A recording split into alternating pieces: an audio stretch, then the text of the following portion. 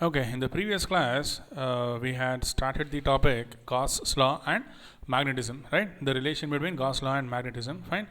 Now, to understand Gauss law, so before that, we had to introduce the concept of flux, right?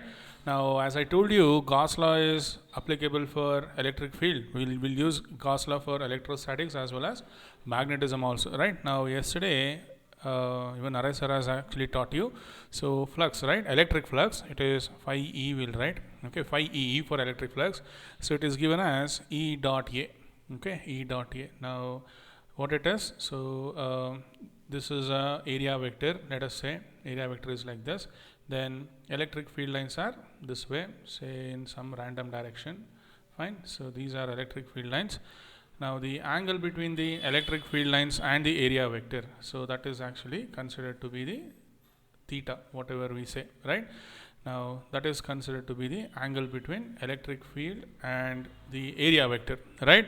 So this is actually the angle theta what we write, right?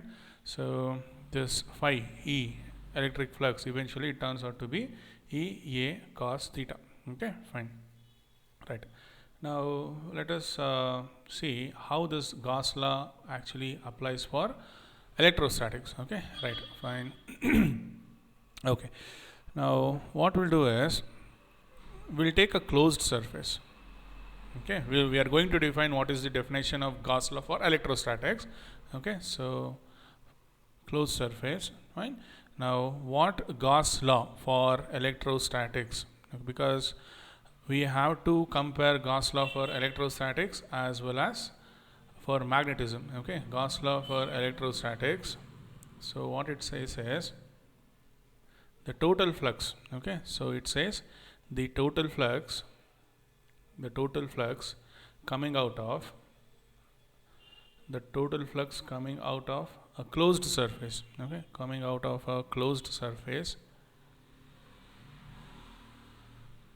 Okay, enclosing.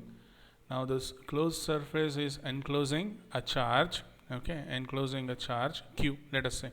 Okay, then okay, the flux coming out, the total flux coming out of a closed surface enclosing a charge Q is given by, okay, so I have already written the total flux coming out of a closed surface enclosing a charge Q, right, is given by Q divided by epsilon naught. Okay, so this is the flux, fine. This is the magnitude of the flux, right? Now what is the charge here, what is its nature? We'll see. It can be a positive charge or a negative charge. Now what is the case when it is a positive charge? I mean, how to deal when it is a positive charge, and what to expect when it is a negative charge, we'll see now. Okay, fine. Now coming back fine. Now what we'll do is take a closed surface. I'll try to do a proof in a very simple manner. Okay, now say this is a positive charge. Okay, this is a positive charge, fine. We'll take for a negative charge also. All right, now imagine this is the closed surface, fine. So this is the closed surface, fine. Now to make things simple, I have actually kept this positive charge Q exactly at the center of the closed surface. Now coming to closed surface, okay, closed surface, it can be anything, right? Now you can imagine here in this particular explanation, I have taken the closed surface to be like a hollow sphere. Okay, the closed surface, it is actually a spherical, it's like a spherical shell. Okay, hollow sphere, you can say, spherical shell, you can say, fine. Now the closed surface can be anything. So it can be like you take a plastic bag. Okay, plastic bag, put some charge in it. Okay, tie the plastic bag. Okay, now you just have to calculate what is the flux coming out of the complete, what is the flux, electric field lines multiplied by the area, that itself is the flux, right? Electric field at a linking with that particular area, and the area, value of the area, so that will give you the flux, right? Now let me write a diagram for that. So this is a charge Q. Now this is some closed plastic bag. Okay, now you just have to find out, see, let us, if you take this small area, right? So if you take this small area, now due to this charge, let us assume it as a positive charge, right? Now some area here, okay, assume this is some area. Now the electric field, it is actually this way. at this place, right?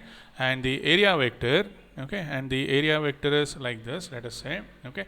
Area vector is normal, outward normal, okay. Yeah, try to imagine it in a 3D way, okay. So call it as ds, okay. So ds stands for the small area element, okay, area element, right? Now the angle between electric field linking this small area, okay, linking this small area ds, okay, linking this small area ds, fine, and the electric field angle between them, call it as theta, okay. Now what we'll do is we will find out electric flux passing through this small area alone, okay. Now you can call it as d phi, all right, you can call it as some d phi, all right. So d phi you can write it as E dot ds, okay, E dot ds. Now similarly try to find out what is the electric field coming out of this one more small surface, okay, ds. Now say its area vector is like this, yeah, ds, right? Already I have written ds, okay. So one second, yeah, its area vector ds is this way, fine. This is also area vector, fine. The electric field linking this point, it will be this way, fine. Now try to find out, say this is the angle theta, okay. Now this will be the angle theta between them, all right. So this is the angle theta, right? Now you can take this as d phi again, so call it as the earlier one, let us call it as d phi 1. Now let this be d phi 2, okay. The flux linking with this small element, the second small element, you can actually call it as the first element, first one. Now this is the second area element. Now d phi 2 you can call it as E linking with that area element, okay. So these two electric fields are not same, okay. Generally I am writing, you can write E1 and E2, okay, E2 dot ds, ds2, like that, okay, fine. Now here we just have to do the process repeatedly, okay. So we have to cover the complete area of the plastic cover bit by bit. Bit means here ds we have taken it as a bit, right? So bit by bit, if you cover the complete area of the plastic cover, then we will get the net flux coming out of it, that's all, okay. So if you can imagine here plastic cover, you put a charge in it and if you wrap it, okay, so the shape, right, the shape will be somewhat irregular, right? So calculation in that case it will become tedious, right? It will be really hard. So that is why we are taking a symmetrical shape, hollow sphere, fine. Now we will keep a charge, okay, let me erase this diagram. We will keep a charge exactly at the center of the sphere, okay. Now if you zoom in here, now I want you to imagine it in a 3D three-dimensionally, okay. Now imagine basketball, okay, basketball or volleyball or something like that, right? So if you can see, I'll write a old football. The football, it used to look like this, right? So it will have pentagon, hexagon shapes, if you can recall, right? It will be this way, right? So like that, fine. So this is the surface of a football, okay. Now same way you have to imagine here also, okay. Now what we'll do is the surface, right? The surface we'll divide it into small areas of area ds, okay, fine. Now let us consider one arbitrary surface here ds, okay. So this is, let me say, the area vector, okay. The area vector ds is this way, fine. And because of the symmetry and because of considering the closed surface to be a hollow sphere, what we will see is that at each and every elemental area ds, okay, at each and every elemental area ds, you will see the electric field line, okay. The electric field line, due to the charge, it always turns out to be in the direction, that is, it will always be parallel to ds. Here also the electric field will be parallel to ds. Now here, okay, here you can write ds, it is this way, right? Now here the ds will be this way. Now try to imagine, it's not that difficult. Now I asked you to imagine it in a 3D way, fine. Now the electric field linking this area, each and every area, okay, because we have considered it that way, okay, so that our discussions will become easier, fine. So this will be E, okay, one second, right. So electric field linking this area, right, it will be parallel to the area vector ds, correct? So like that, fine. So let me write vector sign. All right, so what we can do is, fine, so let us try to get the flux, okay. We have electric field E, right?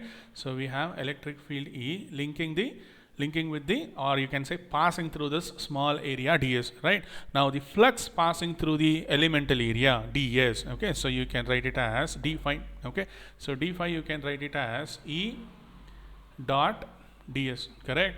Now because of the because we considered the charge to be exactly at the center of the hollow sphere, and hollow sphere itself it is a symmetrical figure, right? Symmetrical 3D figure. We'll get it as E ds cos 0, okay, E ds cos 0. So this will be EDS only, right? So cos 0 turns out to be 1, so we'll get it as EDS, okay. Now we got the flux due to one second, yeah, we got the flux due to one elemental area, okay, linking, that is passing electric field passing through a single elemental area ds, okay, so that is given by EDS, fine. Now if I want to find out the complete flux coming out of that hollow sphere, right, so what I have to do, I just have to integrate, right? So phi will be integration of E, or you can write it as d phi, okay, so this will be integration of d phi. So finally we'll get it as integration of E ds, okay. Now if you remember, here we actually define flux as a dot product, right? So what is the result of a dot product? Scalar products, right? So flux, electric flux, it is basically a scalar quantity, right? So you don't have a specific direction to it, right? So it is just the number of field lines coming out of a particular area whose value will be known to you already, all right? So we are just adding the flux in a scalar manner, that is all, okay. So flux is always a scalar quantity, right? Now you can find out the unit. So what will be the unit of flux, electric flux? So what did we get? Phi is equal to EA cos theta, right? So electric field, so Newton per coulomb, area is meter square, Newton meter square per coulomb, okay. So that will be the unit. So try to get the dimensional formula also, it's not that difficult, okay. Now let us come back to this discussion, right? Now yeah, so I want to find out the total flux, okay. So the net flux will be integration of E ds, right? Now if you can recall, if you remember here, cos 0 is already 1, okay, cos 0 is already 1. Here we are dealing about the magnitude, right? The magnitude of electric field E, correct? The magnitude of electric field E linking with the area ds, okay. Now as I told you, the charge is kept exactly at the center, right? Now if you assume the radius of the sphere, okay, if you assume the radius of the sphere as some r, which color can I say? Yeah, so say the radius of the sphere is some r, right? Now what will be the, now if you can recall, electric field linking with the surface, that is because the charge is kept at the center, right? 1 second, right? Charge q is kept at the center. Electric field at each and every point, at least magnitude wise, right? Electric field at this point it will be this way, electric field at this point it will be this way, right? Electric field at this point will be like this, right? Now at least magnitude wise, the magnitude at all these locations, right? Magnitude of electric field linking or passing through the small area elements ds, its magnitude, okay, its magnitude E I am writing, okay. So the same magnitude, you can simply write it as E also, not a problem. It will be given by 1 by 4 pi epsilon naught into q divided by r square, okay. Now what do you notice? This magnitude is same if you consider on each and consider at each and every elemental area, correct? So this E you can actually take out, fine. This E you can actually take out, fine. So this E you can take out. Now you will be left with integration of ds. So what is integration of ds? We are considering each and every area now, that's all. So this will be finally E dot s, okay. So we'll get it as E s, not dot, E s, right? Now what is s? S is the surface area, right? S is the surface area of the complete sphere, surface area of the hollow sphere. Okay, to understand this in a better way, just hold a ball in your hand, okay, and you'll understand it. It's not that difficult. If you still have doubts, leave a comment or you can WhatsApp me, fine. Right, so what did we get? Phi is equal to ES. So just substitute the value. Now what did we get? Q divided by 4 pi epsilon naught r square, right? Now what is surface area of this sphere, hollow sphere? Hollow or solid, it will be the same, right? 4 pi r square. So that's all, 4 pi r square, 4 pi r square, it will get cancelled. So the total electric flux, right? The total electric flux coming out of a closed surface, right? At least in this discussion we have actually taken a spherical shell, or you can say hollow sphere, right? So what did we get? Q divided by epsilon naught, right? Now for making the calculation simple, we assume the charge to be at the center and hollow sphere and all those things, right? Now this formula is also valid, okay? This formula is also valid for any closed surface, okay? It is valid for any closed surface. Fine, as I told you, just put some charge in a plastic bag or in some you can think of any closed surface, right? Now the total flux, the net flux coming out of the surface, okay, it is always given by Q divided by epsilon naught, okay, fine. So this is about Gauss law for electrostatics, okay, right? So just to compare Gauss law of magnetism with electrostatics, I had to tell you all these things. Anyways, it's good to know. All right, fine. Now coming back, let us see Gauss law for magnetism, okay? So Gauss law statement I have told you here. Where was that? Yeah, this is the statement of Gauss law for electrostatics, okay? So there are, yeah, this one. So this is the statement of Gauss law for electrostatics, okay, right? Now let us see Gauss law for magnetism. Okay. Now, yeah, before going to magnetism, I wanted you to see a few examples. It's okay, even if it gets late. So phi e, let us calculate for a dipole. Okay, for example, say we have a dipole. Okay, plus q and minus q. Okay, plus q and minus q. Now I will enclose both the charges. Okay, this is a dipole. I'm talking about dipole. Okay, I'll enclose both the charges in a closed surface. Now this is a closed surface, right? Now what is the total flux coming out of the surface, if I say? Okay, now how to deal in such cases, right? So for this we need to understand what is the electric field due to a positive charge and electric field due to a negative charge. For example, if I keep a positive charge in a closed surface, you will see outward flux, because you know electric field lines are like this, is it not? Electric field lines are like this, correct?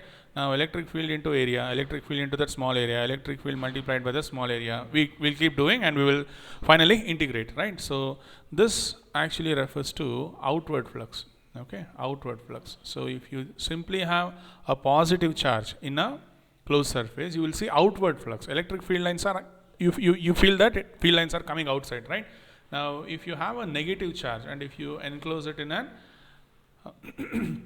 if you enclose it in a closed surface, right?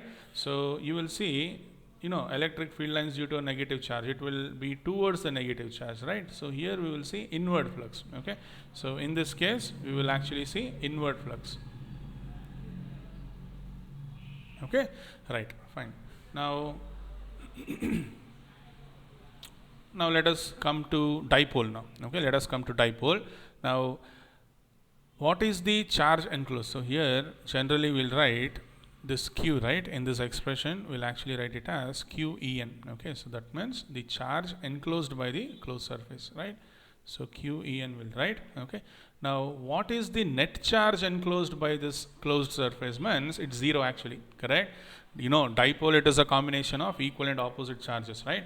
But the net charge enclosed by this surface, for example, I can write, let me take a numerical example. Now you have minus 1 coulomb, okay, minus 1 coulomb and plus 2 coulomb. So what is the total charge enclosed? Total charge enclosed will be plus 2 minus 1 plus 1 coulomb, okay? So like that. So here if I take plus q and minus q, so the net charge, okay, so q net will be 0, right? Correct? For a dipole I'm speaking specifically, right? So what you will see is that, again let us try to understand. I'll write the diagram here, plus q and minus q, right? So if you can see, the electric field lines are this way, right? So electric field lines will be this way, fine. So yeah, so negative charge it will be like this, or for positive charge it will be like this, right?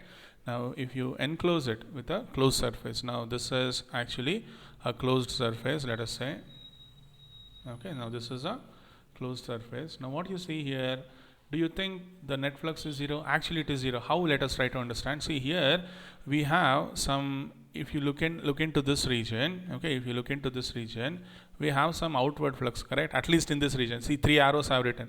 So it will tell you outward flux, right? So outward flux is always taken as positive. Okay, this is due to a positive charge, right? Now inward flux, right? Inward flux, it is due to these 3 arrows what I have written, right? So it is taken as negative. Okay, so the how much ever flux is going out, okay, how much ever flux is going out here, as I indicated in this red loop, okay, red loop, right? Now same amount of flux is actually entering, okay, same amount of flux is actually entering here due to the negative charge, right? So therefore the net flux, okay, the net flux coming out, what is the net flux coming out? Net means you have to consider outward flux as well as inward flux also, right? So therefore, see here it is easy to understand from the diagram perspective. So therefore the total flux, okay, the total flux, if you consider for a dipole, okay, if you enclose a dipole in a closed surface, the net flux coming out of the closed surface, it will actually be 0. Okay, so if dipole is enclosed, you can write, yeah, if dipole is enclosed in a closed surface, okay, if it is enclosed in a closed surface, right? I hope you have understood. If you still have doubts, you can ask. All right, yeah. So here what we used to write as, yeah, in this case usually we'll write phi is equal to q by epsilon naught. Now in this case here, if you take an isolated negative charge, we'll write phi as minus q divided by epsilon naught. Here minus sign simply tells you that it is inward flux. Okay, that's all. Fine. All right. Yeah, let us go to magnetism and Gauss law in the next class. All right.